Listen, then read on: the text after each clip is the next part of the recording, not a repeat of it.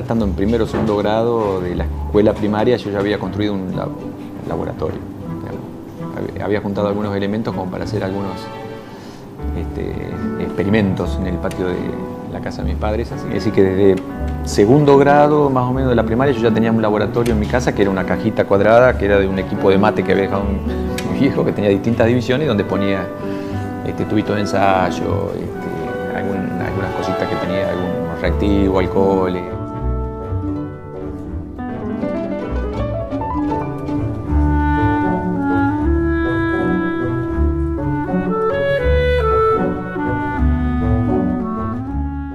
Desde el año 83 comencé con beca de CONICET a hacer el doctorado. Terminado el doctorado, estuve unos años trabajando en una petrolera, digamos, en un laboratorio de investigación de una petrolera en Estados Unidos, y volví a Argentina en el año fin del 92. Y desde ese entonces, bueno, comencé a generar mi propio grupo de trabajo.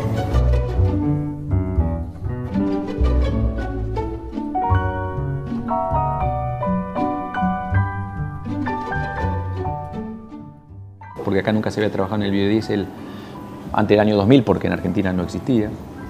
Y fue en ese año que en Argentina comienza a hablarse de biodiesel y a hacerse algunas cosas, y una de las empresas pioneras en eso fue una empresa de Esperanza, de acá de la ciudad de Esperanza, Fimaco. Este estudiante que fue a hacer fue a hacer una práctica en fábrica ahí para recibirse, vino con el problema, digamos, estaban haciendo biodiesel y tienen problemas. Y ahí empezamos a ver, no sabíamos lo que era el biodiesel, así que se empezó a trabajar en el año 2000, más o menos, acá en el laboratorio. No había nadie trabajando en el tema, comenzamos a verlo para, bueno, tener vínculos con empresas, hacer trabajos para empresas y solucionar problemas que demanda la sociedad. Yo creo que en la universidad eso es fundamental. Hola, soy Gustavo Mendou, soy investigador del CONICET y trabajo en biocombustibles.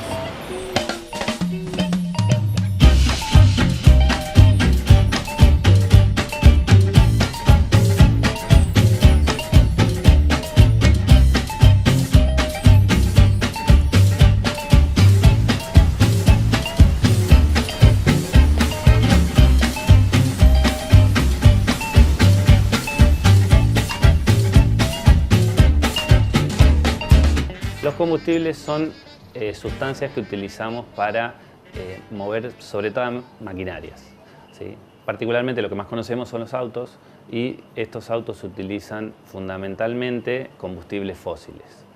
Estos combustibles fósiles en algún momento se van a terminar. No se sabe si va a ser dentro de 100 o 200 años, pero se van a terminar porque no son renovables. Los biocombustibles tienen la particularidad de que son renovables, es decir, lo podemos obtener a través de materias primas, como por ejemplo la soja, el maíz. Entonces, estos recursos que son renovables se pueden utilizar para producir combustibles que sean sustentables en el tiempo. Particularmente nosotros trabajamos en biodiesel, que es un combustible que podría llegar a compararse con el gasoil, y es obtenido a través de materias primas renovables como ser el aceite de soja, aceite de palma, aceite de girasol o cualquier aceite vegetal que se pueda obtener, digamos, de la industria agrícola. Eso lo hace renovable.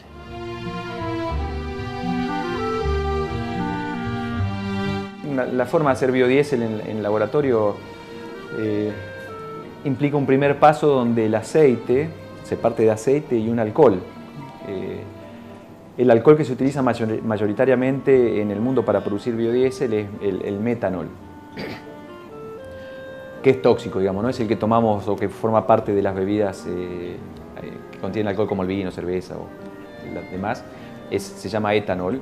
El metanol hoy es un derivado del petróleo, es un producto que se obtiene por las refinerías y en industrias químicas derivado del petróleo, pero es el alcohol que se utiliza para reaccionar junto con el aceite y generar lo que es el biodiesel, que es un producto químico diferente al aceite. La primera etapa de reacción, donde lleva un cierto tiempo en condiciones muy suaves, baja temperatura, 60 grados y sin presión. Así que la parte de reacción de transformación del aceite o grasa en biodiesel es una etapa relativamente, digamos, sencilla de hacer y de diseñar. Y como fuimos el primer laboratorio universitario que empezó a implementar métodos de control de calidad y empezamos a aprender a hacer el biodiesel, después de la demanda de esa empresa vino otra y otra y otra, y yo creo que fácilmente hemos dado, digamos, servicios y asesoramiento a más de 100 empresas del país en lo que se refiere a temas relacionados con el biodiesel.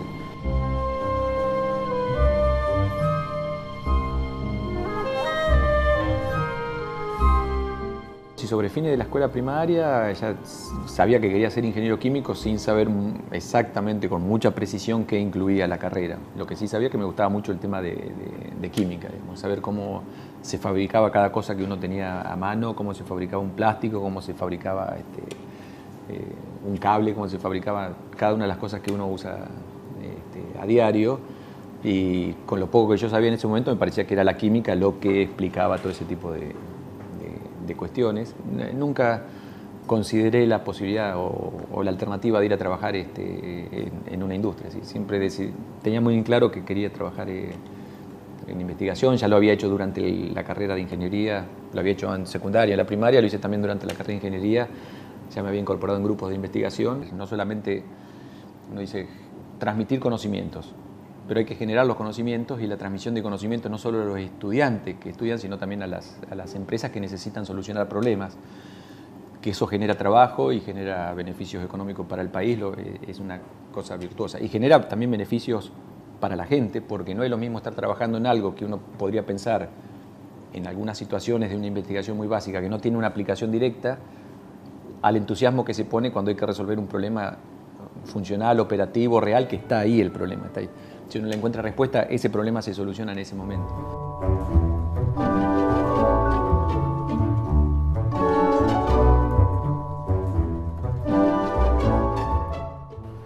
Bueno, los combustibles fósiles no son renovables. Por lo tanto, cuando se produce la combustión de los mismos en el motor, lo que sale por el escape del auto, que es mayormente dióxido de carbono, es como que estaba en forma de petróleo y se terminó transformando en dióxido de carbono. Ese dióxido de carbono se acumula en la atmósfera y provoca lo que es el calentamiento global.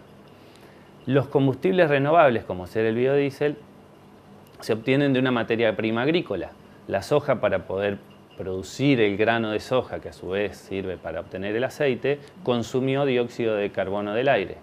Por lo tanto, al salir el dióxido de carbono por el escape del auto, es como que se arma un circuito cerrado entre que la planta de soja consume el dióxido de carbono y el escape del auto lo libera. Entonces, el balance de carbono es cero, es decir, no hay generación de dióxido de carbono como en el caso de los combustibles fósiles. ¿Eso se entiende?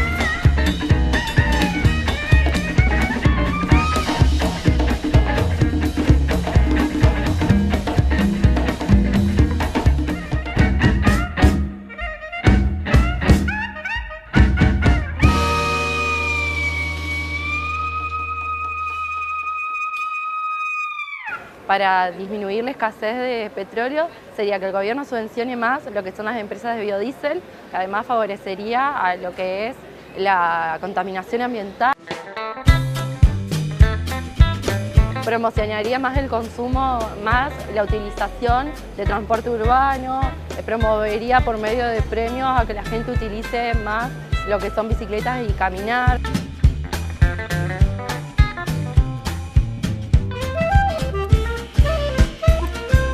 El uso, por ejemplo, del biocombustible, más concreto el uso de la colza para hacer combustible. Y se usa en motores generadores diésel para el uso del campo, para el uso agrario, concretamente para los tractores y máquinas agrícolas.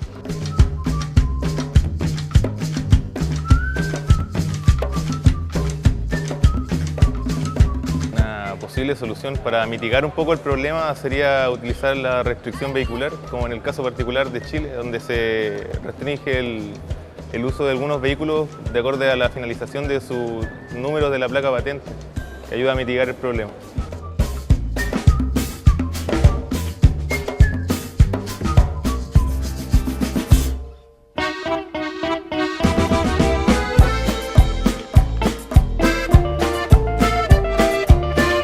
la vida cotidiana usamos biodiesel sin darnos cuenta, tal vez, ya que cualquier máquina agrícola, cualquier camión o cualquier camioneta que utilice como combustible el diésel, ese diésel tiene un contenido de biodiesel de aproximadamente el 10%. O sea, es una ley nacional que los diésel derivados de combustibles fósiles tengan adicionados un 10% de biodiesel. Aunque la producción que tenemos en Argentina alcanzaría para tener o para mezclar porcentajes mucho más altos, eso no se hace debido a cuestiones inherentes a, por ejemplo, las garantías de los motores de los autos. O sea, las automotrices no dan garantías de un buen funcionamiento de sus motores si el corte de biodiesel que se agrega a los combustibles fósiles supera el 10%. Entonces eso limita el incremento del porcentaje de biodiesel mezclado con el combustible fósil.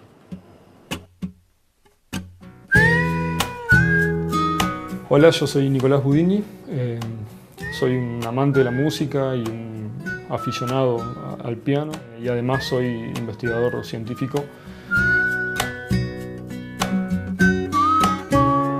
Empecé a tocar el piano a los 14 años. En algún momento lo pensé como un hobby, pero bueno, finalmente terminó siendo yo diría una pasión, digamos, el tocar el piano. Y bueno, muchas veces me sirve como de cable a tierra, diría yo. La música es un fenómeno físico que nosotros disfrutamos al escuchar. Yo muchas veces he buscado estudiar cosas relacionadas con la acústica, por ejemplo, o la física de la música, que es un área de estudio muy interesante.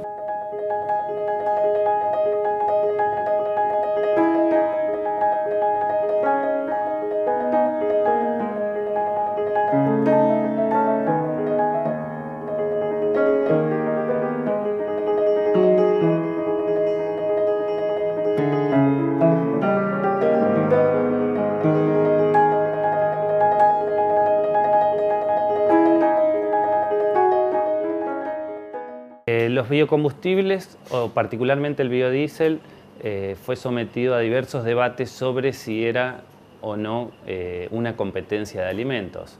La mayoría de los expertos en el tema terminaron coincidiendo en que no compite con alimentos, ya que el aceite, que se utiliza como materia prima para obtener el biodiesel, es un subproducto de la industria de la obtención de harinas de soja. Es decir, el proceso de obtención de harinas de soja deja un subproducto que es el aceite de soja.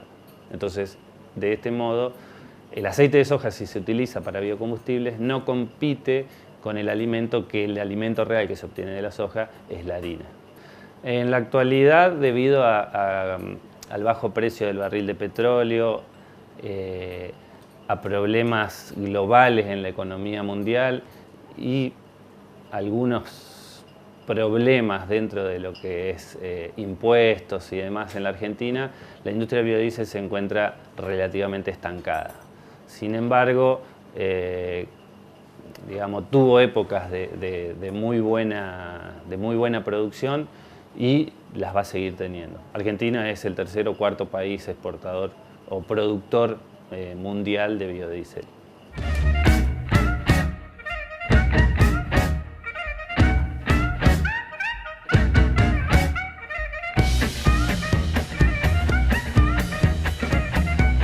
Hola, soy Camila, tengo 7 años y te quiero hacer una pregunta. ¿Por qué los peces viven en el agua? Hola Cami, yo soy Andrea Rossi, trabajo en el Instituto Nacional de Limnología, en el Laboratorio de Química y de Ictiología.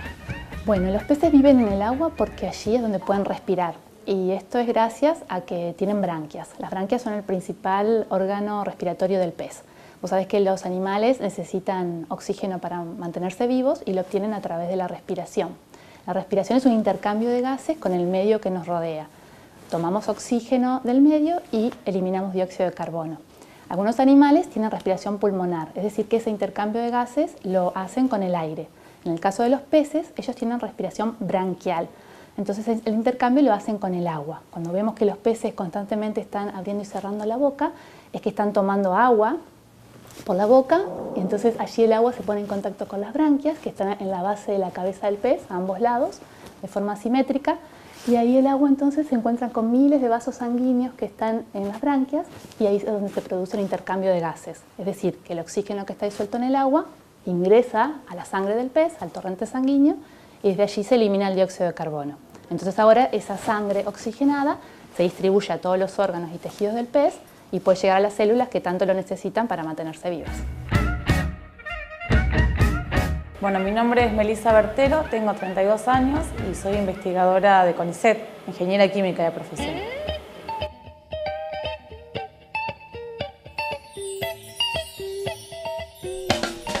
Bueno, nosotros lo que hacemos es obtener biocombustibles líquidos a partir de biomasa residual, pero biomasa que deriva son del tipo acerrín, o sea, lignocelulosa.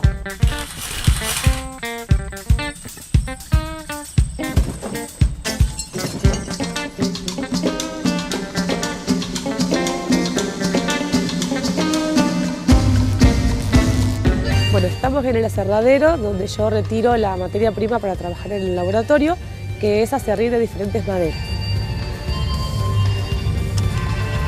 Y lo que nosotros proponemos, estamos desarrollando, es un proceso que permite convertir algo sólido como el aserrín en un producto líquido.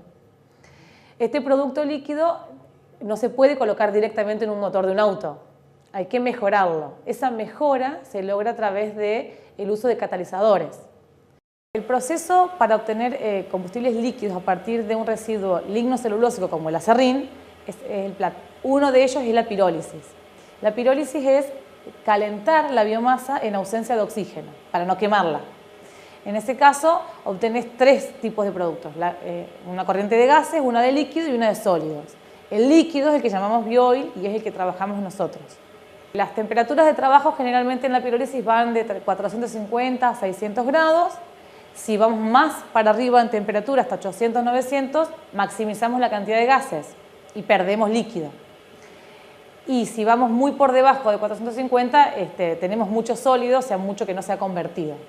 Nosotros a este líquido luego lo tratamos de mejorar porque es un líquido que no tiene las características de combustible tradicional que usamos, gasolina y diésel. Lo que intentamos hacer es convertirlo en gasolina y diésel, es decir, combustibles típicos nuestros.